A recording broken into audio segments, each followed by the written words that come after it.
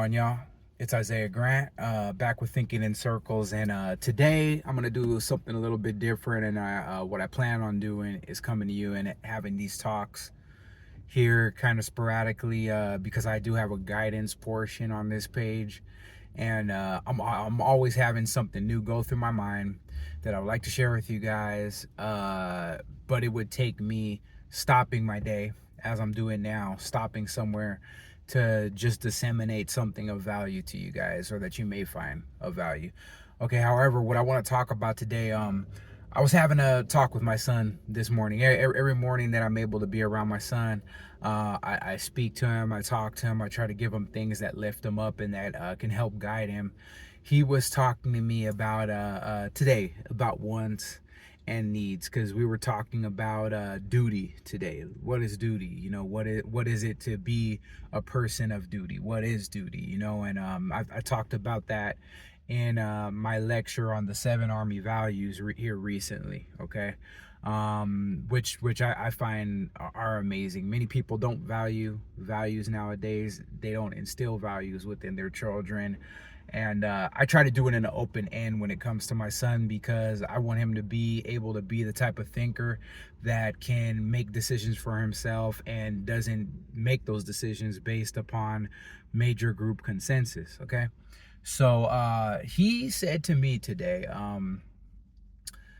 in lieu of talking about duty, okay, which was one of the values that we were talking about today, we go through one every day. He said, you know, duty is about looking at your needs over your wants, right?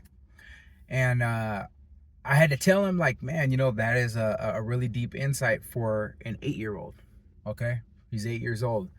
Very, very big insight, son, for an 8-year-old, you know, to talk about your needs over your wants. But it struck me because I was like, you know, in life, once you learn who you are, and once you're able to differentiate between what you really need and what you really want, what you end up doing is coming to a point where you can make what it is that you want something that you need. Okay, we need to survive, we need to have money, we need to make a dollar, for instance. Okay, you know, in order to take care of our basic survival needs, you know. And I might even throw up that Maslow's hierarchy of needs, so you can see what I'm talking about, before we get into social relationships and before we can really self-actualize, you know. Basically, where I'm going here is that I told my son, I said, man, if there's something that you want to do and that you love to do, and that people may not really even right off the top value you for it, but it's something that you do better than most people, it gives you happiness, it supports other people in some ways, other people are connected to it, maybe it has its own built-in community or whatever. You can get paid for it, you can really enrich other people's lives with it, and it's something that you want to do, and it suffices what you need in order to get by. That's when you can actually start to blend your wants and your needs, you know. And when we're following to move forward towards our telos, towards our goal for life, towards our end goal, okay, we have to really, really factor in our wants, what it is that we want to do. And the Proto-Indo-European root of the word want anyways comes from a W-E-N, okay, to want, long for, to desire, okay.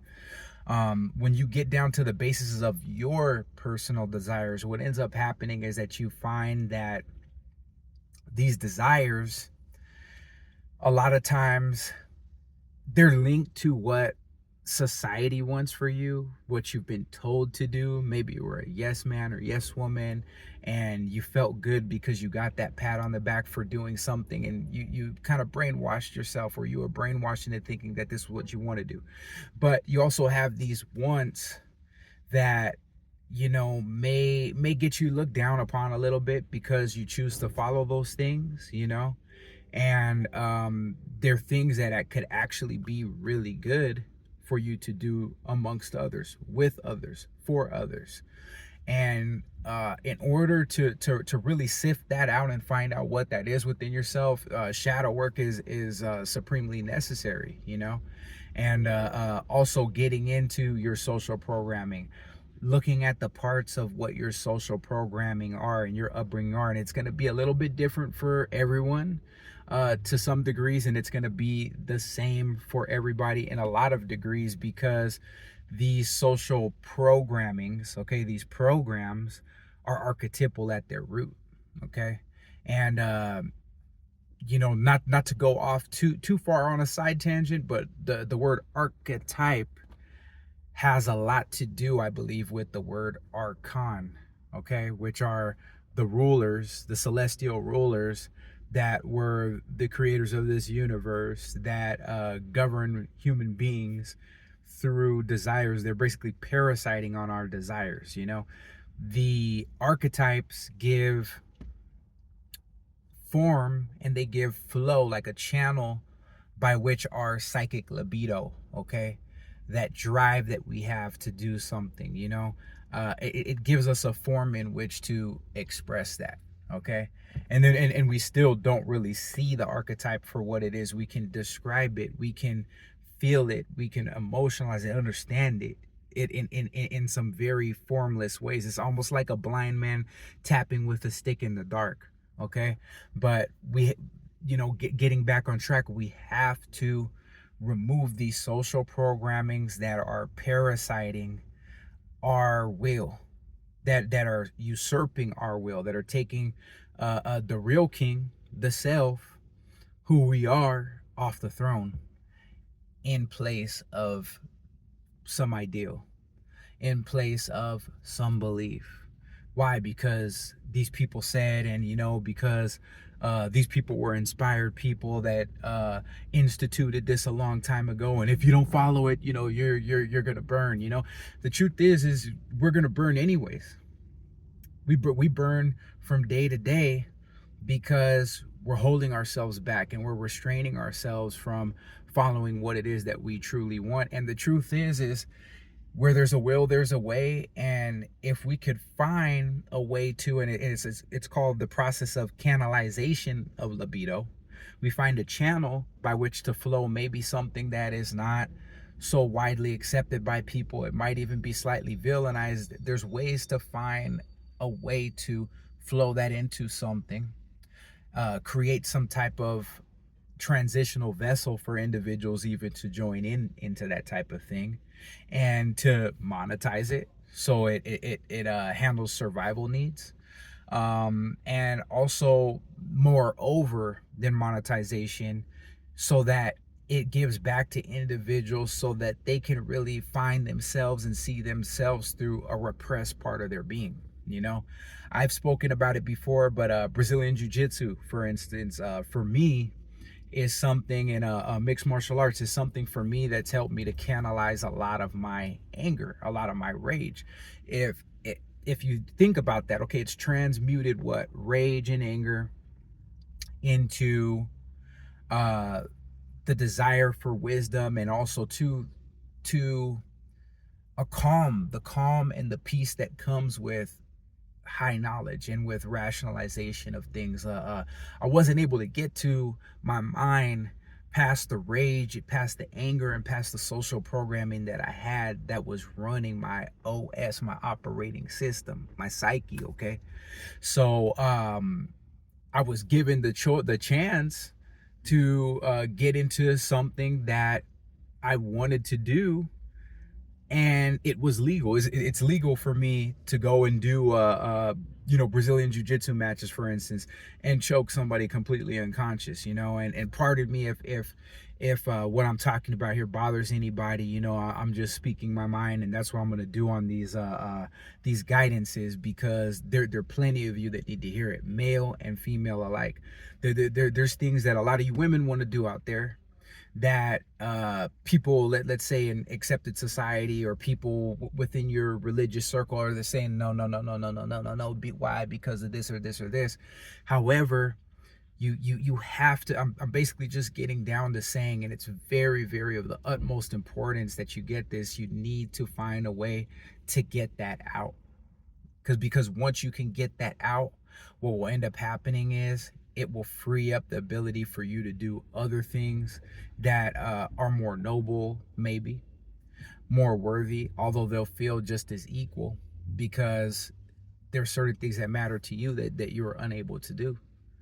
And on the idea of wants and needs, as I was talking to with my son, it's just something that it's we have to find a way. We have to find a way to make what we want to do a necessity.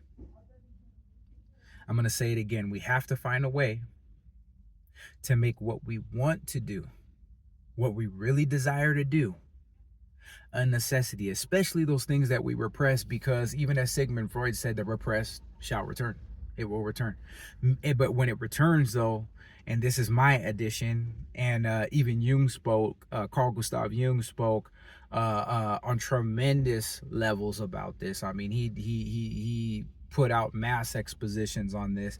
When you repress things, this is where you get neurosis, neurotic effects. You know what I mean? You get these breakdowns. You'll either become really, really depressive, or you're gonna go real hard in a way that is just gonna harm you. And for what? All for something that is not of you, not something that is not really your true will. You see what I'm saying? So you got to get these things out in order for you to make concessions also with society. Otherwise, you will become a predator in society. You will become, like, for me, at one time in my life, I was looked at as what they call a domestic terrorist. Okay? And that's because I was a gang member. Okay? And no longer does that lifestyle hold top priority, hold a bearing on my life, to where it's like, yeah, I gotta do these things, I gotta suffice these ideologies, and I gotta make sure that I'm handling everything 100% the way these people are trying to. I'm not trying to please my fathers. I have become my own father, if you understand what I'm saying there, because it's ideologies are really a father thing. And I'm not talking about the patriarchy, even though the patriarchy has something to do with that archetype. I'm talking about the fact that there are teachings that we follow, and sometimes, for instance, with a father, you might have experience in your life with a father that says or said this type of thing: don't do as I do, do as I say. Okay, we see that in the government sometimes, within our societies, where they're saying, hey, pay taxes, or you need to be a good citizen and a good patriot, or things of that nature. But you look up, and here it is on the news, somebody or another is doing this or that in that high position, and it's like, man, this goes totally against what you were preaching and saying that every American citizen should do.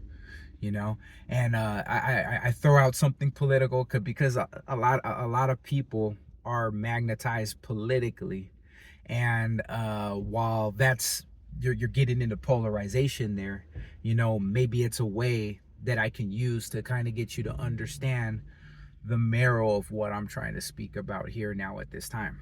Okay, so try to find a way, once again, recapping, to bring your wants and your needs into unison.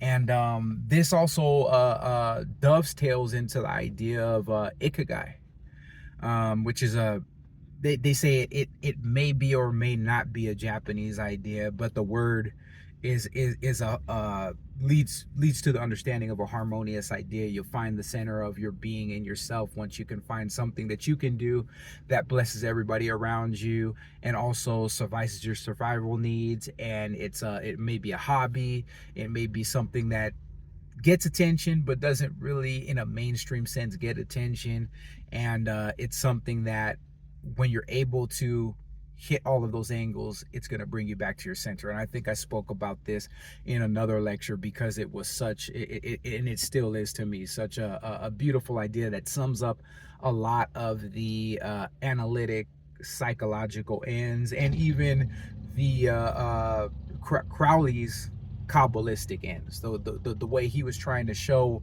forth the idea of garnering understanding of one's true will and putting forth one's true will. Sorry about the noise in the background. I'm over here at a gas station. Stopped here because I needed to run this by you guys. And this guy's sitting on this loud motorcycle. But long story short, there was something that I wanted to read to you guys that links to this whole idea that some people say it's a fascist statement or whatever. Please understand, I'm not partisan anything, and I'm not trying to get on that level with you guys. I'm not going to say it too many more times, because I don't want to continue to even give politics on this channel a boost in any way, shape, fashion, or form. Where we're talking about something that's beyond politics, beyond the split, which is the unity, the higher self, our psyche, okay? And our psyche is split. That's why we fall into these outer trappings that are arranged by, we could say, the archons, by archetypes that need resolution within us, that, mind you, carry the opposites within themselves, meaning we have to find some third position. And what would that third position be? A group container that can help us to canalize these situations that are causing us so much turmoil and trouble. We need shadow work. We need to create some liminal space sometimes from situations that we're dealing with, so that we can get back to who am I? How do I really feel? A lot of people leaving their relationships in this time are really just trying to get back to figuring out, who am I past all of this painful union that was a beautiful union that I had once been a part of, you know. And when they find out who they are, a lot of people are just choosing to remain single, and it's because they've found themselves past the relational programming, which also is intermeshed with social programming. Okay, so I'm gonna read this to you guys, because this has a lot to do with our talk here. That's really solid guidance if you can swallow it and if you can move forward with it. Okay, now there's a quote that says, hard times, and I'm gonna kind of alter it though, because it just says men. Okay, hard times create strong people. Strong people create good times. Good times create weak people, and weak people create hard times. Now, if you think about it, right, the part that says hard times create strong people, right? When we go through the hardest things in life, we're dealing with the tension of the opposites. We have to find some unity on the in-between. So there's a struggle that, while it's painful, it ends up to where we can achieve much growth. Okay, so that's a beautiful thing. You know what I mean? Diamonds, for instance, are made out of pressure, from pressure. Okay, and it's really amazing too, because there are diamonds that are in meteorites that come in from space into the earth, you know, and because of the change in pressure, there's diamonds inside of those things as well though too, you know what I mean? So it's pressure. Those things even are something celestial, okay, that end up coming here to this place terrestrial for resolution through pressure. We're able to find something of worth in that. Okay, when all is said and done, okay, that's something that I get from this, because every man and woman is a star. That's what Aleister Crowley said. Every man and woman is something much higher than what this physical body and being looks like. There's actually stardust composition in the human body itself. Okay, so that should tell you that we're also something higher, you know. So if diamonds are made from pressure, how much more is the human soul made into something strong, made into something beautiful, made into something glorious through the pressures of life. Okay, so hard times create strong individuals, right? Strong individuals or people create good times. So when you do get to a point where you've been through the worst, you're able to enjoy the best. You're really able to enjoy even the smaller things in life, the things that most people would just walk over and be like, okay, this is nothing, this is just something small. You appreciate it. So life becomes in so many ways so much more beautiful to you. Okay. And this same type of output can be gained if you can find a way to blend the wants and the needs. That's almost like saying don't mix business with pleasure. People will say that. Yeah, you can mix business with pleasure. If you like doing what you do, you'll never work a day in your life. Okay. And you'll have all the money that you need. You'll be able to move forward and really enjoy your life. Okay. Long story short, so good times create weak men, or weak individuals. This idea here, okay, which is part of the same saying, which I'll put up here on the screen. This is basically like, when you're going into excesses and things, you also there is still validity to looking at your wants and looking at your needs, even especially when you're mixing both. Everything has to be done in balance. If you don't do things in balance, you're gonna get into bipartisanism. You're gonna be getting into choosing one side of the pole as opposed to incorporating the opposite side of the polarity in a situation.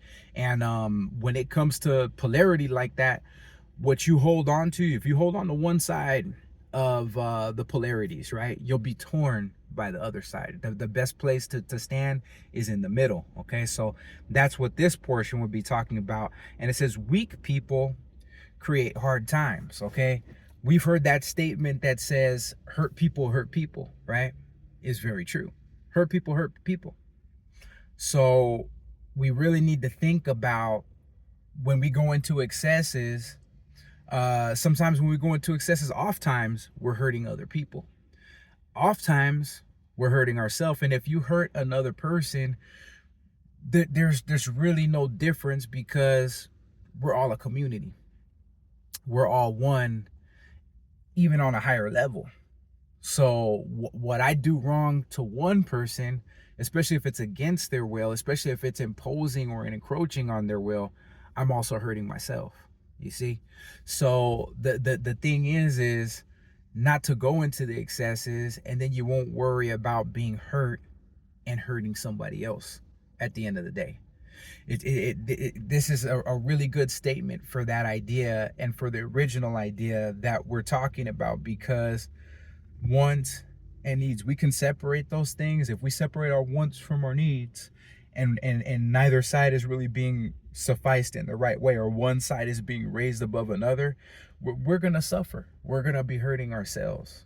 We're gonna live a lackluster life, and we're not going to achieve the things that we must. And I would say that if at this time in your life you're going through pressures and you're going through the tension of the opposites, just know that your pain, your suffering, is that which is going to be the greatest gift to other human beings around you. I've been through enough of it, and I know, because it allows me to speak to other people's pain, other people's suffering, and to lead them into an understanding more about themselves and more about what it is that they're going through. Because sometimes when you're suffering and you're a hurt person and you're hurting people, you don't even know what you're doing. A lot of this you're doing is being done in an unconscious manner. So once again, I'm gonna cut this short because I want to start, making some shorter segments that will be a blessing to you guys. If you like this video, please like it. If you want to subscribe to the channel. If you want to share this in a psychological forum or a self-help forum, and give this message to somebody that you think would be helped because you were helped by this message, please do so, because that's my aim and that's my goal. This is like when somebody tithes at a church, giving of my time, which is money, which is life, that can help somebody to reclaim their time. I'm trying to give people time in their life back, because it's so easy to waste your life. It's so easy to waste your time. I wasted 10 years of my life, 10 years of my time sitting off in prison, trying to survive daily, trying to make sure I didn't get killed certain days, trying to make sure that I could learn to be a stronger person and stand up for myself. Otherwise, I wouldn't have made it out here in this form and this level of sanity as you see me now, okay? However sane you may take me to be. Okay, so I'm just speaking of these things to help others, and I would like if you pass it along, and if you support me along the way in this journey, that I'm more than blessed to be able to share with you guys. All right, so I'm gonna cut it here. Hopefully you're blessed by this. Have a great rest of your days. Isaiah Grant, thinking in circles, and I'm out.